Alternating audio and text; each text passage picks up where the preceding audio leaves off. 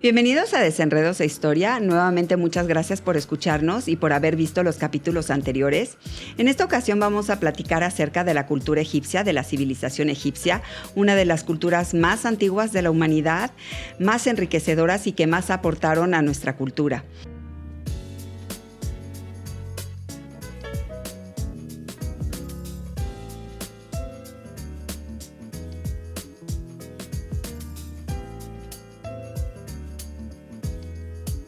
Para empezar, vamos a ubicar lo que es el país actualmente de Egipto. Es un país que se ha mantenido, vamos a llamarlo así, desde hace 4.500 años, relativamente con las mismas fronteras, ¿no? Es un país transcontinental. ¿A qué me refiero con esto? Su principal territorio se encuentra en el continente africano, en el noroeste del continente africano, pero también forma parte de la península del Sinaí, que esto se encuentra en la parte asiática, ya dentro del continente asiático.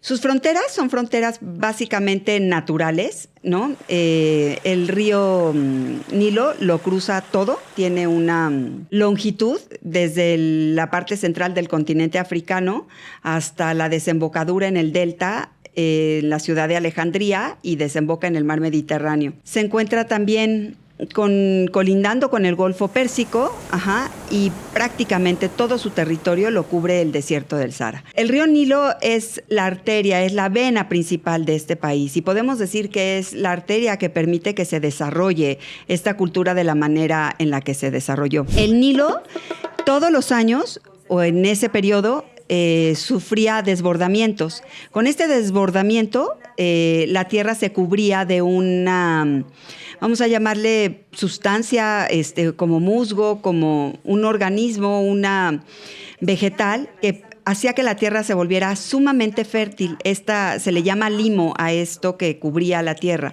Entonces los campos de cultivo se volvían campos sumamente fértiles. Se le conocía como el granero de la antigüedad. Hortalizas, principalmente trigo, ¿no? Ellos, por ejemplo, los egipcios con la cebada crean la cerveza, son los inventores de la cerveza, ¿no? Y entonces habla de un cultivo de cebada. Y bueno, era una tierra sumamente rica.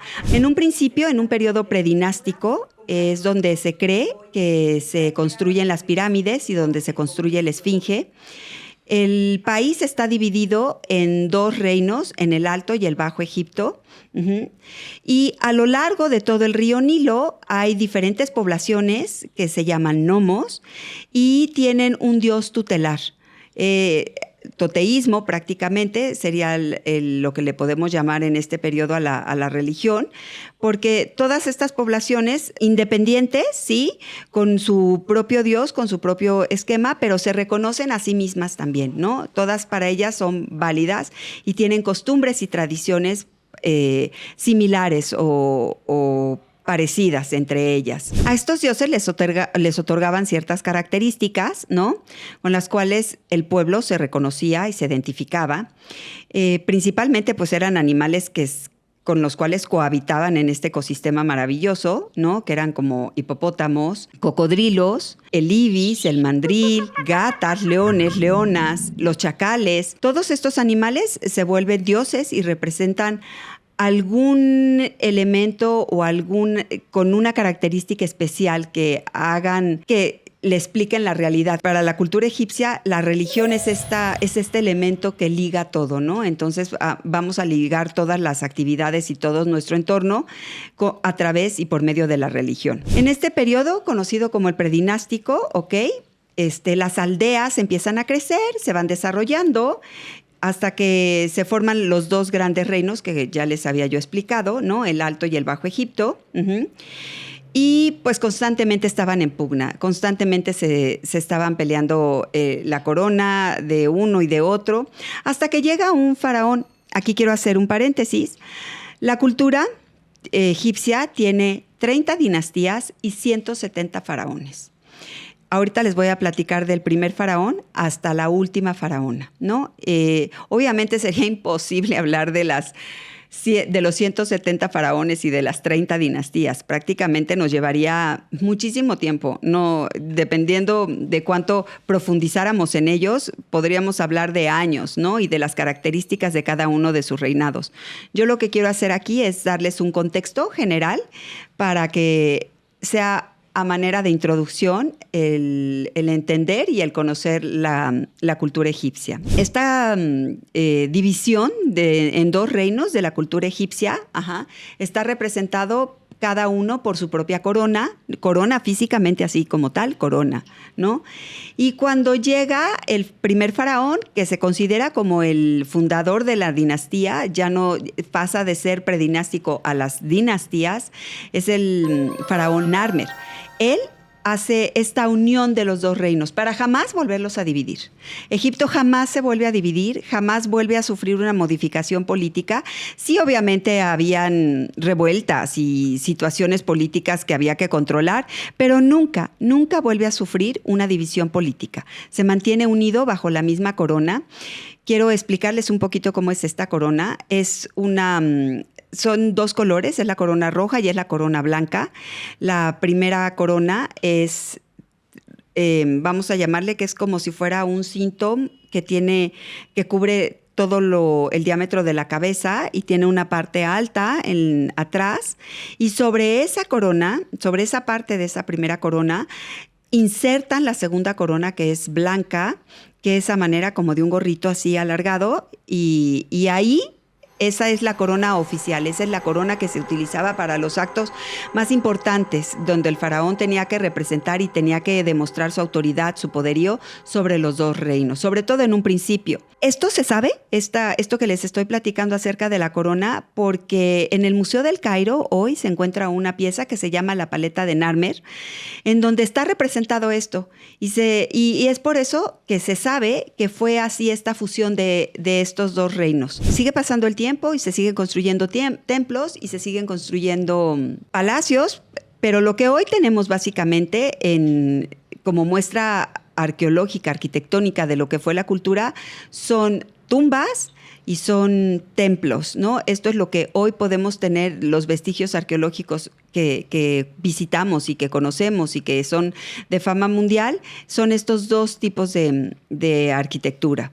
Hablamos de que obviamente es una cultura politeísta y con diferentes elementos, con diferentes dioses, pero tenemos al sol como un elemento sumamente importante. Para ellos el sol tenía diferentes representaciones. Era el sol del amanecer, el sol del mediodía, el sol de las 4 de la tarde o el sol de la puesta del sol. Entonces, el sol es un elemento importantísimo. Y pues, ¿cómo no? Si es algo que todos los días ven, ¿no? Este renacer era esta idea de volver a nacer, representa este ciclo del sol que se pone en la noche para volver a salir a la mañana siguiente. Y así ellos concebían un poco la vida. Voy a hacer un paréntesis para explicarles acerca del politeísmo. El politeísmo es religión o es esta característica que le da a una religión en donde hay muchos dioses, no hay un dios principal. Es esta parte en donde yo puedo creer en el dios de la lluvia y alguien más puede creer en el dios del fuego, o podemos creer ambos en el dios del fuego, en el dios de la lluvia y en el dios del mar, y podemos creer en el dios del amor, y todo esto conforma nuestro panteón. ¿A qué me refiero con la palabra panteón? Es compendio de dioses, ¿no? Vamos a llamarlo así. Un panteón es el compendio de dioses. Y las culturas antiguas, básicamente, todas, principalmente las antiguas, son politeístas, ¿no? Y ese es el elemento al que me refiero, que los egipcios eran politeístas. Ellos tenían muchos dioses y era muy válido. Esto los hacía ser unas personas muy empáticas, que respetaran. No había una imposición, como lo platicábamos acerca de si tú crees en Sobek y yo creo en Horus, estoy mal o tú estás bien. No. Todos estamos bien, todos tenemos derecho a creer en lo que queremos creer. Los faraones o las dinastías siempre fueron dinastías teocráticas. ¿A qué me refiero con ser teocráticas?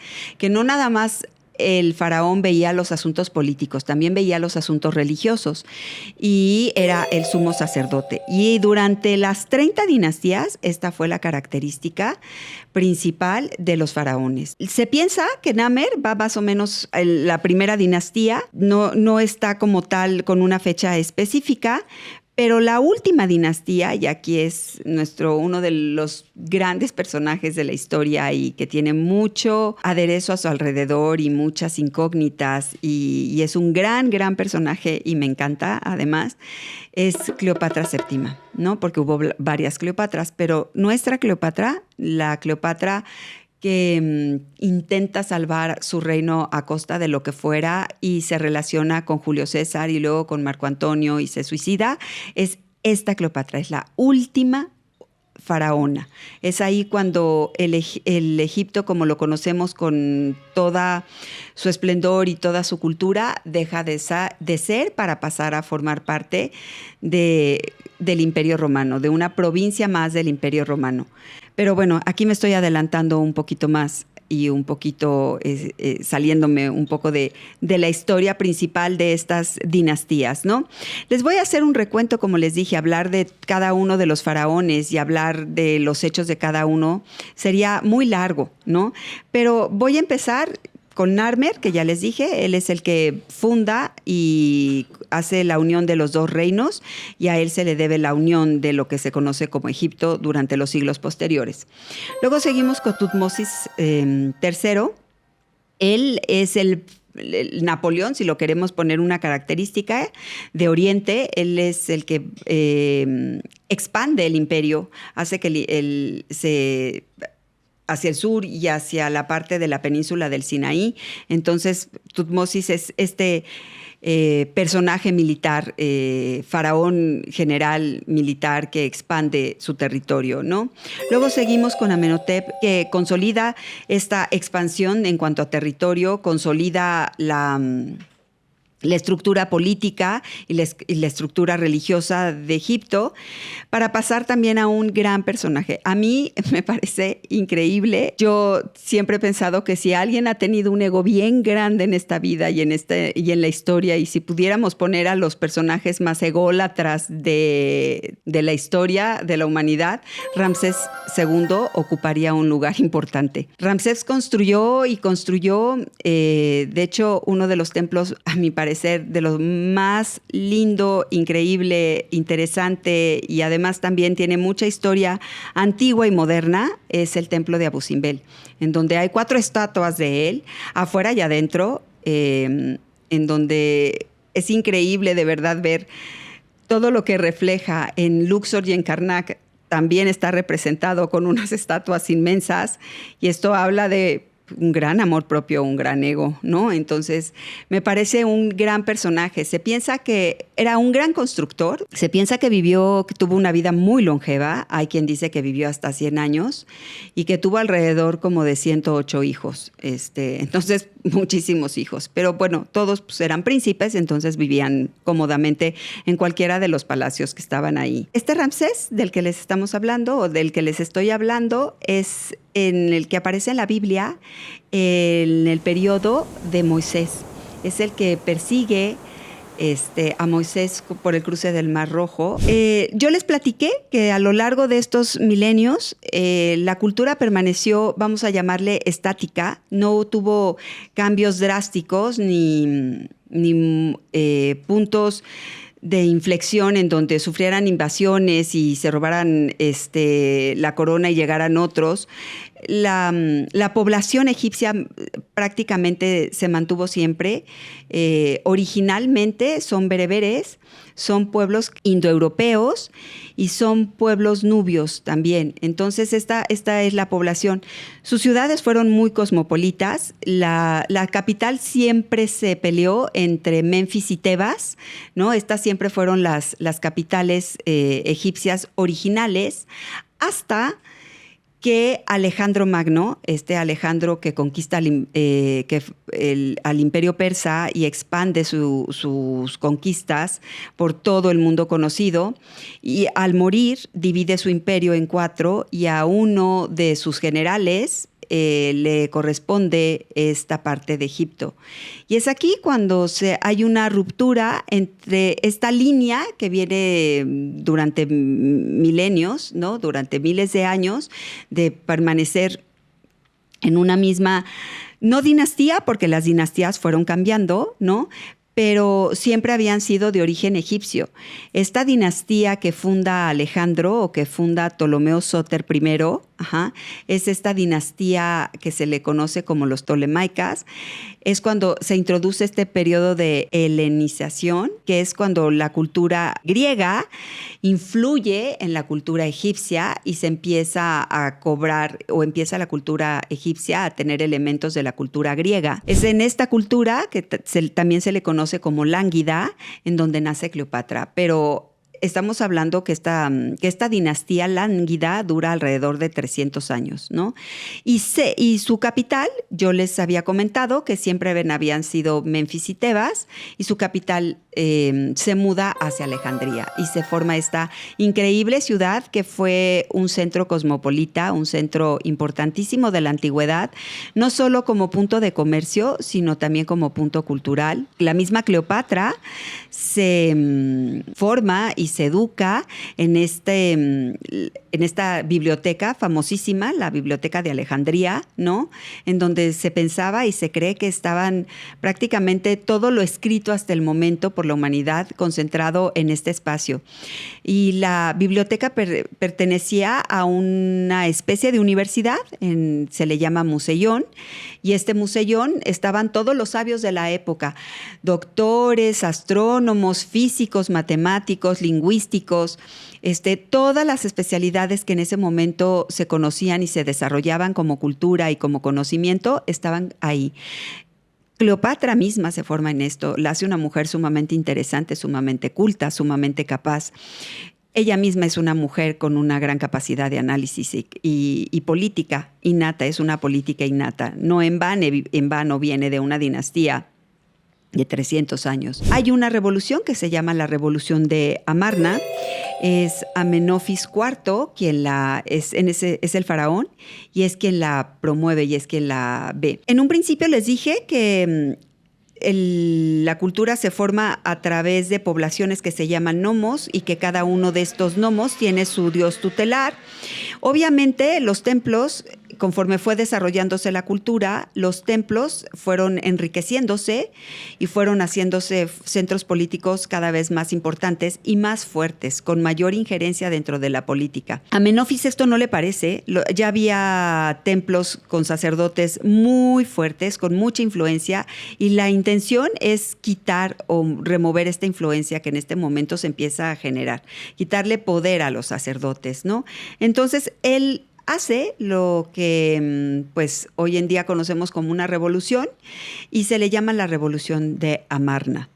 ¿Qué es lo que plantea esta Revolución de Amarna? Bueno, pues de haber tenido muchísimos dioses, hablamos de que vamos a pasar un solo Dios, no se vuelve monoteísta, nunca llegan al punto de ser monoteístas. Monoteísmo es un solo Dios, ¿no?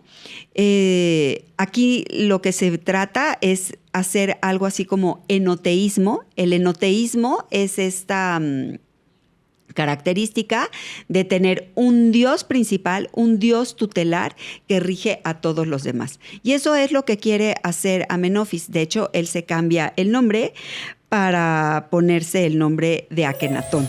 El culto que promueve es el culto a Amón, es el culto hacia el sol, que ya venía dándose y todo, pero es en este punto en donde lo eleva a ser el Dios tutelar, el Dios principal, el Dios que está por arriba de todo esto. Obviamente esto a la población no le gusta, y muchísimo menos a las castas sacerdotales, porque pues eso les quita poder y les quita influencia, ¿no? Esto no dura, y nada más ni nada menos es el nieto de Akenatón quien restituye y quien regresa a la religión original. Y su nieto tiene un nombre también conocidísimo para todos. Es, yo creo que uno de los faraones más conocidos, y que esta idea de pasar y durar en la posteridad de los siglos, él lo logró.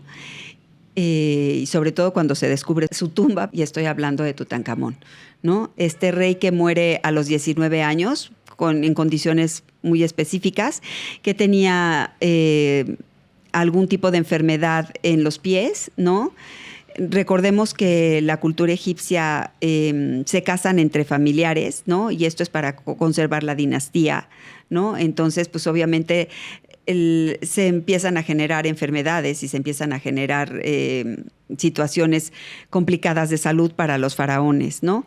Pero este elemento es muy importante porque el hecho de que Tutankamón comprende que esta revolución que su abuelo había organizado, pues no va a llevar a ningún lado, y entonces es necesario regresar a la religión tradicional, a la religión que habían venido profesando todo el pueblo durante todo este tiempo, ¿no? Voy a entrar un poquito al final de la historia de los reyes y de los faraones. Les voy a hacer un breve recuento cuál es el entorno que se está viviendo en ese momento. El Imperio Romano prácticamente va para arriba, como la espuma, cada vez más grande, más poderoso. Recordemos que es un imperio militar, 100%, entonces esto habla de conquistas y de expansión militar y de ampliar el territorio y adueñarse de territorios nuevos, ¿no? Para hacerlo cada vez más grande. También en un principio les dije que Egipto es un país que fue el granero del mundo. Esta parte del río que se desbordaba y hacía que las tierras se volvieran muy fértiles, pues obviamente era un centro, un foco de atención importantísimo para los romanos, porque pues hay comida y hay que alimentar este gran imperio. Entonces, ¿cómo lo podemos lograr? Pues teniendo al granero a nuestra disposición. Y eso es lo que se pretende. Pero realmente, en un principio, Julio César, que es el primero que llega a Egipto, llega con la intención de vengar a Pompeyo. Cleopatra internamente estaba teniendo problemas porque sus hermanas también querían ser faraonas, entonces había que pues, imponerse, ¿no? Entonces hay aquí una conjunción de elementos internos y externos, política interna y política externa, que ella ve muy clara y se da cuenta exactamente de qué beneficio puede lograr ella aliándose con los romanos. Y así lo hace. Es esta historia de que ella se envuelve en un tapete y cuando llega a la sala donde está Julio César en uno de los palacios de Alejandría, la desenrollan y ella se presenta, ¿no? Y entonces pues él queda impactado ante la audacia de esta mujer. Pero esta mujer siempre se le ha considerado como una de las mujeres más bellas de la historia, pero hoy se sabe que su belleza no era tan impactante como su inteligencia y su capacidad de análisis y su cultura. Yo siempre he pensado que para impactar a un general como lo era Julio César, ella tenía que haber sido una mujer muy, muy capaz para poderlo atrapar, si se quiere llamar así de alguna manera, o conquistar. La historia, bueno, ya la sabemos. Julio César es asesinado en el Senado en Roma y después de esto ella estaba en ese momento en Roma y tiene que salir hacia Egipto nuevamente y llega Marco Antonio, ¿no? Pero ya hay una guerra civil en Roma. El sobrino de Julio César, que es Octavio, ya tampoco está de acuerdo con lo que está pasando en Egipto, y entonces llega Octavio y en este entonces Marco Antonio y Cleopatra ya son pareja para ese momento. Octavio decide que no puede dejar un cabo suelto porque su intención era ser... Octavio se vuelve Augusto y es el primer César, ¿no? Entonces él acaba con la República para convertirlo en imperio y para convertirse en un César, pero él no puede dejar cabos sueltos. Entonces aquí había cabos sueltos con Marco Antonio, que tenía todavía una parte muchos seguidores dentro de Roma, entonces pues hay que acabar con esto. Y junto con él, pues también con Cleopatra, porque Cleopatra es mamá de uno de los hijos de Julio César, entonces pues con la descendencia también hay que acabarla. Esta es otra historia que podríamos platicar mucho tiempo, pero se da la batalla de Accio y es en esta batalla en donde Octavio le gana a Marco Antonio y a Cleopatra y termina prácticamente lo que se conoce como esta cultura egipcia como tal. A pesar de que los romanos siempre fueron respetuosos de la religión y de las costumbres de los pueblos que conquistaban, Egipto nunca volvió a ser lo que fue en la antigüedad y se perdió prácticamente como reino, porque pasó a ser un estado más que formaba parte del Imperio Romano. Bueno, el día de hoy vamos a terminar con esta batalla de Accio, donde Cleopatra se suicida y Egipto pasa a formar parte como una provincia más del Imperio Romano. Como les dije en un principio, da para mucho, es un tema amplísimo, pero esta parte del libro de los muertos y las momias y todo esto lo hablaremos en un segundo capítulo. Muchísimas gracias por habernos escuchado. Recuerden seguirnos en nuestras redes sociales como Desenredos de Historia y nos vemos la semana que entra. Gracias.